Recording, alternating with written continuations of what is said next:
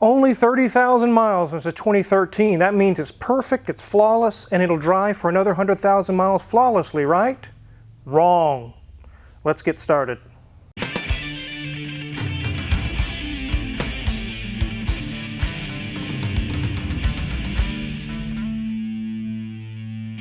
There have been lots of ads I've seen on Bring a Trailer, a 1992 Ferrari with only 30,000 miles, or even only 5,000 miles on it. And you think, well, then it's like factory new, and I can just jump in and drive it for the next 5 years and I'll have zero problems.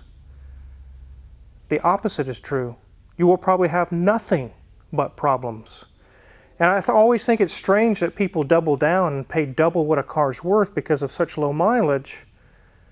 But the truth of the matter is every seal, every hose, everything is going to let loose once you start driving it daily.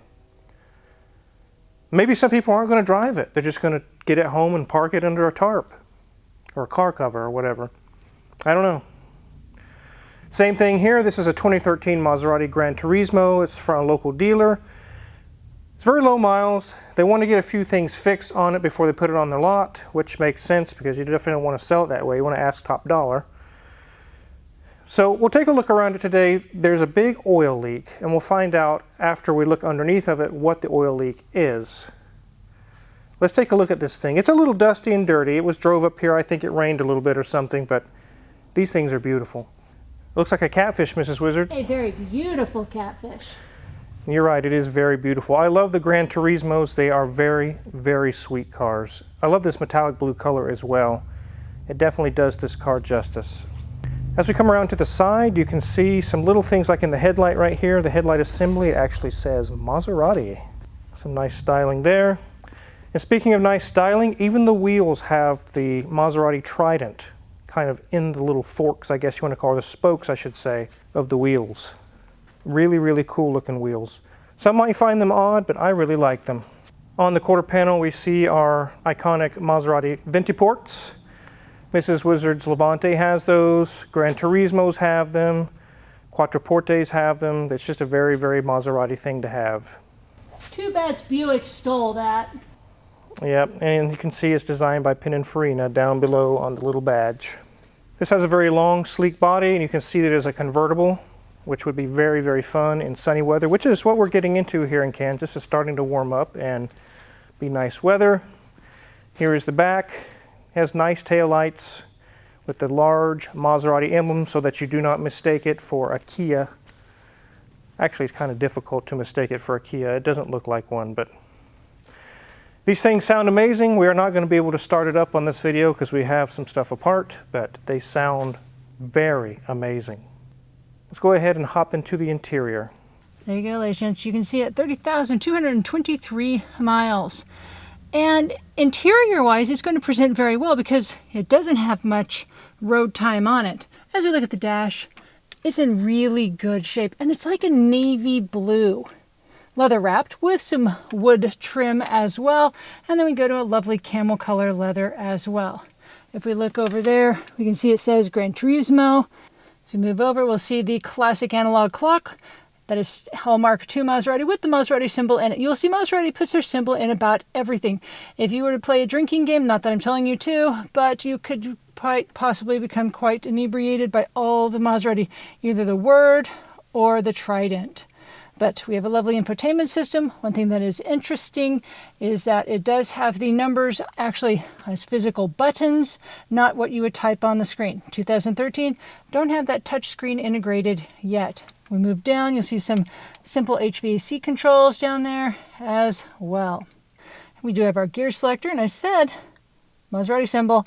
That's a lovely metal emblem into the wood top part of that knob. It is leather wrapped all the way down. As we move to our door card, you'll see that it is leather wrapped as well, with some lovely chrome and wood accents as well. As we look at our seat, which again is that camel color, oh look, another trident up there stitched in as well to match the navy that is on the columns and the top part of our dash. As we move down, we've got perforated leather, and this does have a nice bolster on the side that keeps you in there nice and tight when you're going around the corners. As we look at the back seat, I've pushed the front seat forward so we can see nicely in there. And if you're in the back seat, you are going to enjoy a serious amount of sound. We've got 2 speakers on the side, 2 speakers in the center, and the same on the other side. So you are seriously jamming back here. It is 2 bucket seats, so it is a 4-seater. So as a convertible, you at least can have 3 of your other friends in the car with you rather than just 2. But we do have a nice spot here in the center where you can put a nice soda, bottle of water, whatnot. And, well, the seats are back quite a ways, so there is not much legroom at the moment. But if the passenger were to scoot forward a touch, you would have some decent space to sit. Headliner. As we check a headliner in a convertible, I like to turn off our light, look for any bright spots. I don't see anything. Turn our light back on. This is actually a 2-layered convertible top. What we see on the inside is not what we have on the outside. This is an Alcantara, and it looks really nice, but there's no rips, no tears, no light coming through, so it's in really good shape. Oh, look, another Trident. We've actually counted in my Levante, and I think we've got to like 20.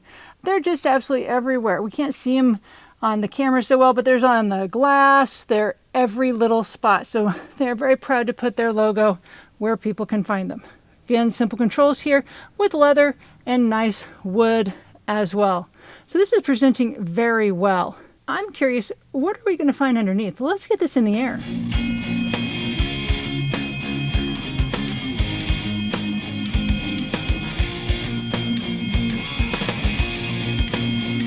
So let's go ahead and check underneath this really sleek car. The underneath is sleek just as well as the top is. All this plastic panels and everything is for aerodynamics. Go ahead and take a look over here. You can see that's the front of the engine, which is interesting on these Maseratis, is the front of the engine sits about center with the center of the wheels.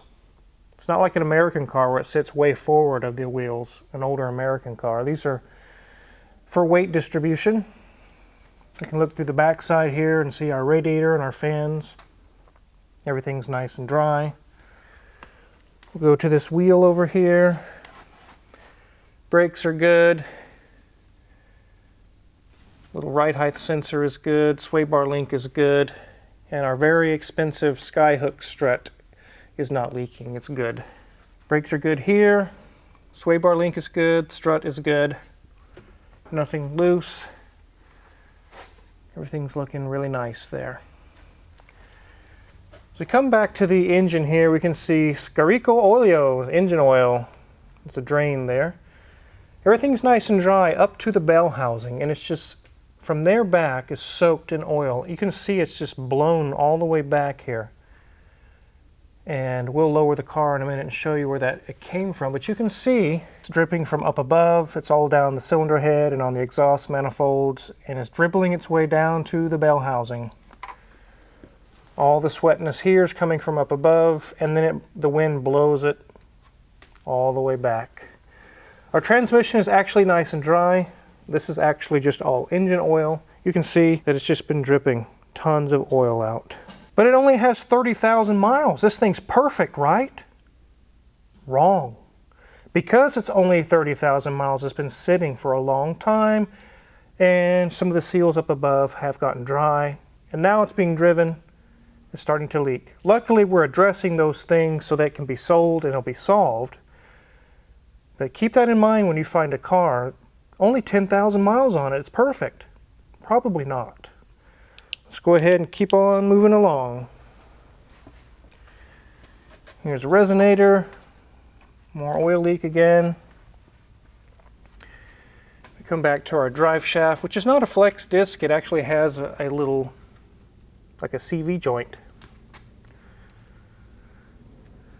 Here's our differential. Big beefy aluminum one. Nothing leaking from it. Check our CV boots are nice and dry. Nothing leaking from the strut. Brakes are good. Sway bar link is good. Nothing loose there. Brakes are good. Sway bar link is good. The strut is dry. Nothing loose there. One thing that I see once in a while on cars, but not on many cars, is actually some subframe bracing that you see here, where it ties the body to this actual rear axle, kind of a subframe thing here. a cradle, if you want to call it. It kind of ties everything together that way. As we come back to the mufflers, you can see there's a little valve there. That's for the valved exhaust, so when you put it in sport mode, it can be even louder. It's a very common thing on exotic cars and some sports cars today. They like to do that. Let's go ahead and check the date codes on our tires. Keep in mind that this is a staggered setup, which the backs are bigger and wider than the fronts. They are not able to be rotated. 30th week of 2021. So these are fairly new tires. So these are Pirelli P0s. Let's go see if they match up front. And here we have Pirelli P0s as well. They are matching brands. They are not matching sizes. So if you have one of these cars and someone tries to ding you, you're the seller, and say, I don't see that you've rotated the tires. You can like hit them on the head with your, and say, these don't get rotated, dummy. You can't, they're staggered. Oh. So I've actually had that argument with people, believe it or not. I actually get a tape measure and say, look at the width of the back, now look at the front. Do you think you can rotate that around? Why did they do that? Just because you don't understand it doesn't mean it shouldn't be done. So we know it has a pretty bad oil leak. Let's go ahead and get it on the ground and get into the engine bay.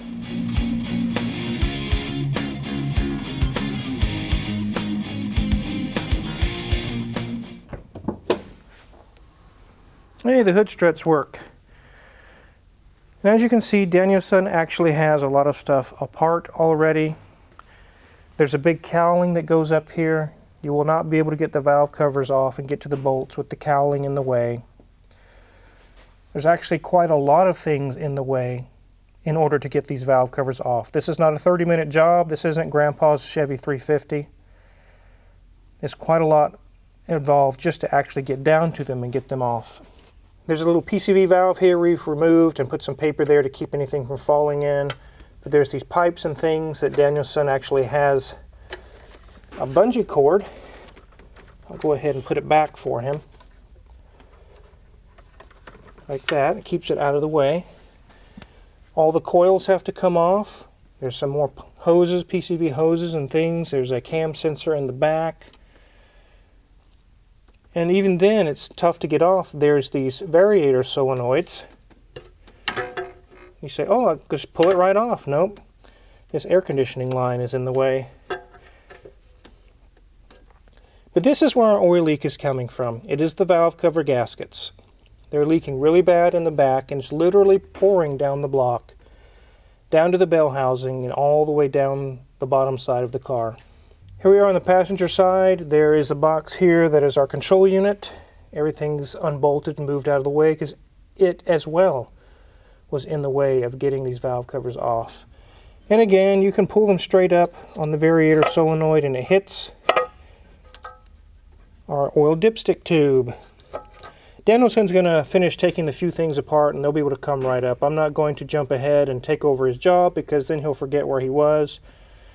And jumping in behind a mechanic is a no-no in any shop. You want them to remember every step of the way apart so they can go back together in the same step. So I'm not going to mess with it. I'm just showing you guys where he's at and how that comes off. This one is not the 4.2 Maserati V8. This one's actually the 4.7 with quite a bit more power. In the newer years, you get the bigger engine. In the front, you can see quite a lot has come apart as well, which is some of the ductwork, the air filter, several other things that had hoses going to it that had to be moved out of the way so he can continue to work on this. Another issue that we found that was a small leak that was not anticipated is the coolant reservoir that sits right here. You can see it was leaking onto this intake duct. Anytime you see white like that, it's chalky, it's antifreeze in today's cars. I really like the front of these engines. You can tell that they put some time and effort into them. They have nice polished aluminum pulleys and things. They're not just stamped steel out of recycled Honda Civics. They actually put some time and effort into actually making it look really cool. Here we can see, kind of like in a Corvette, the engine is behind the steering rack. The steering rack is not underneath the oil pan. It's actually forward of the engine, which is really cool. Danielson tells me this engine is very similar, has a lot of similar parts and pieces in the Ferrari 430, which is really, really cool. It is a Ferrari-based engine. It is not a true full-blooded Ferrari engine. A lot of people say it's a real Ferrari engine right out of a Ferrari. No, it's not. It doesn't have a flat plane crank. It has a cross plane crank, just like most V8s in the world. Ferraris have flat plane cranks. There are lots of parts on this engine that are shared with the 430. Lots and lots of things. It is really, really cool that they did that. So just to do the valve cover gaskets, it is quite a bit of labor. We do charge the exotic rate on these because the risk involved. All the parts and pieces on here are not 10 bucks and 20 bucks. They're 500 and $1,000 and $4,000. If I'm going to take that risk on an exotic car, which this is an exotic car, I'm going to charge the exotic price.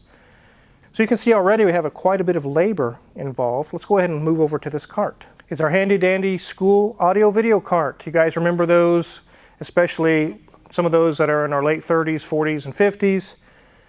They would wheel this thing in with a TV on it and a VCR, and we'd watch nature shows or social studies shows or geography or whatever else they had going on. That's what these actually are. We bought them on Purple Wave a long time ago. We have tons of these carts. I got them for like $5 a piece. I've actually got things in the mail selling industrial carts for your shop, $300 a piece. I'm like, nah, bro, $5 is more down my line. And these things work so well.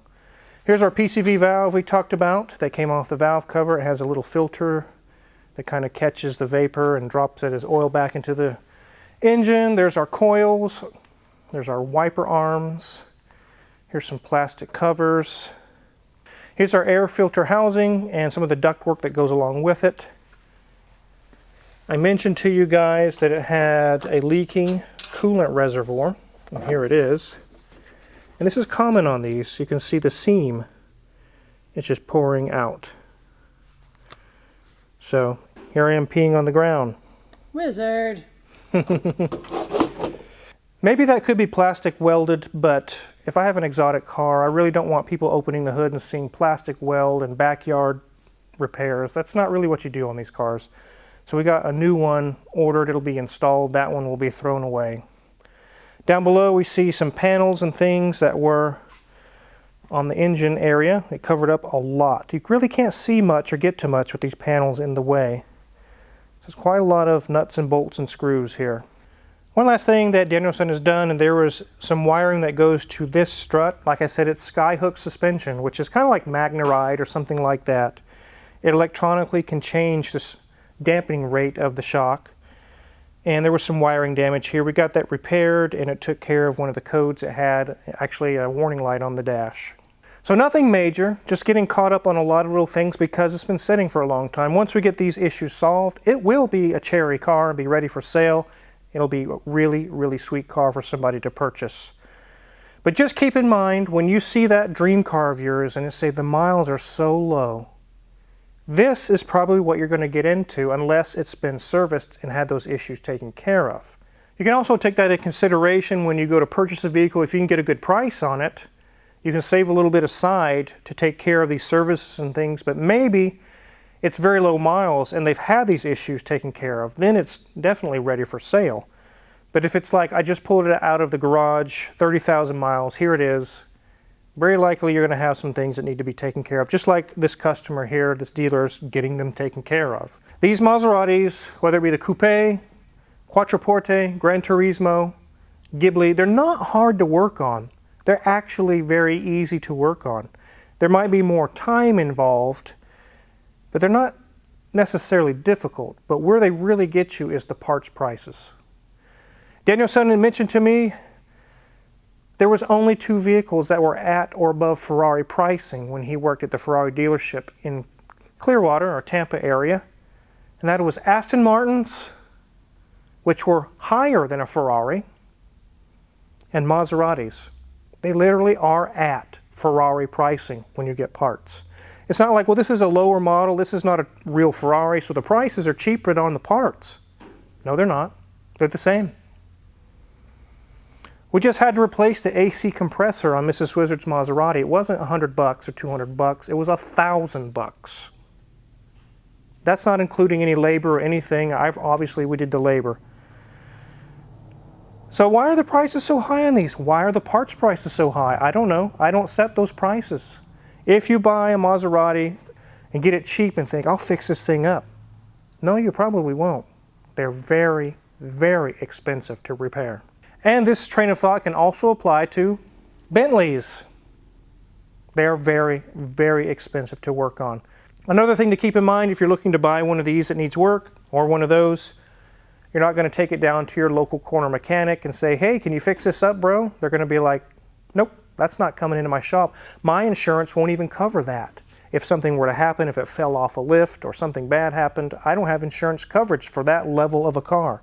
We do here at Omega. We have the insurance coverage, but I'm just saying, I have heard the story of people that buy these and say, man, I've been to 4 different shops. They told me, don't even bring it here. Turn around and leave, please. You're going to have to find a shop that works on these before you buy it. If you're curious what kind of tools Danielson is using to work on this Maserati, check my Amazon affiliates link in the description below. We get a small cut and we really appreciate it. A lot of the tools we use in the shop are listed there for sale. And make sure to hit the subscribe button because we got a full week next week. Lots of cool cars coming in, which means more videos for you guys. Thanks for watching.